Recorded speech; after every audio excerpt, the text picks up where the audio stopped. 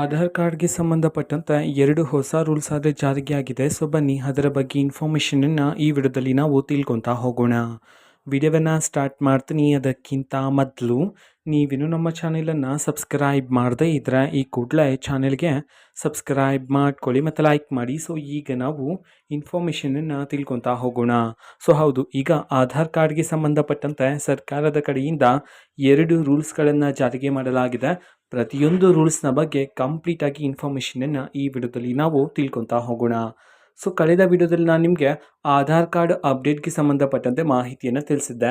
So ಅದಕ್ಕೆ ಮುಂದುವರಿದ ಮಾಹಿತಿಯಾಗಿರುತ್ತೆ ಇದು, ಓಕೆನಾ. ಸೊ ಈಗ ಬಂದಿರತಕ್ಕಂತಹ ಮೊದಲನೇ ಅಪ್ಡೇಟ್ ಏನು ಅಂತಂದರೆ, ನಿಮ್ಮ ಆಧಾರ್ ಕಾರ್ಡ್ ಮತ್ತು ಪಾನ್ ಕಾರ್ಡನ್ನು ಲಿಂಕ್ ಮಾಡೋದಕ್ಕೆ ಕೊನೆಯ ದಿನಾಂಕವನ್ನು ಈಗ ಸರ್ಕಾರದ ಕಡೆಯಿಂದ ಘೋಷಣೆ ಮಾಡಿರ್ತಕ್ಕಂಥದ್ದು. ಸೊ ಕೊನೆಯ ದಿನಾಂಕ ಬಂದುಬಿಟ್ಟು ಡಿಸೆಂಬರ್ 31 ಆಗಿರುತ್ತೆ. ಸೊ ಈ ವರ್ಷ ಲಾಸ್ಟ್ ಆಗಿರುತ್ತೆ ನೀವು ಆಧಾರ್ ಕಾರ್ಡ್ ಮತ್ತು ಪಾನ್ ಕಾರ್ಡ್ಗೆ ಲಿಂಕ್ ಮಾಡೋದಕ್ಕೆ ಸೊ ಇದಕ್ಕೆ ಸಂಬಂಧಪಟ್ಟಂತೆ ಇನ್ನೂ ಹಲವಾರು ಮಾಹಿತಿ ಬಂದ ನಂತರ ಆದಷ್ಟು ಬೇಗ ನಾನು ನಿಮಗೆ ಇನ್ಫಾರ್ಮೇಷನ್ನ ತಿಳಿಸ್ತೀನಿ ಆಧಾರ್ ಮತ್ತು ಪಾನ್ ಕಾರ್ಡ್ಗೆ ಸಂಬಂಧಪಟ್ಟಂತೆ. ಸೊ ಎರಡನೇ ಹೊಸ ರೂಲ್ಸ್ ಏನು ಅಂತಂದರೆ, ನೀವು ಈಗ ಆಧಾರ್ ಕಾರ್ಡನ್ನು ನವೀಕರಣ ಮಾಡೋದಕ್ಕೆ ಶುಲ್ಕವನ್ನು ಪಾವತಿ ಮಾಡಬೇಕಾಗಿರುತ್ತೆ ಅಂತ ಹೇಳಿ ಇದೀಗ ಒಂದು ಮಹತ್ವದ ಮಾಹಿತಿಯನ್ನು ತಿಳಿಸಿರ್ತಕ್ಕಂಥದ್ದು, ಓಕೆನಾ. ಸೊ ಈ 2 ಹೊಸ ರೂಲ್ಸ್ಗಳನ್ನು ಆಧಾರ್ ಕಾರ್ಡ್ಗೆ ಸಂಬಂಧಪಟ್ಟಂತೆ ಈಗ ಸರ್ಕಾರದ ಕಡೆಯಿಂದ ಘೋಷಣೆಯನ್ನು ಮಾಡಿರ್ತಕ್ಕಂಥದ್ದು. ಇದು ಇವತ್ತಿನ ಒಂದು ವಿಡಿಯೋ.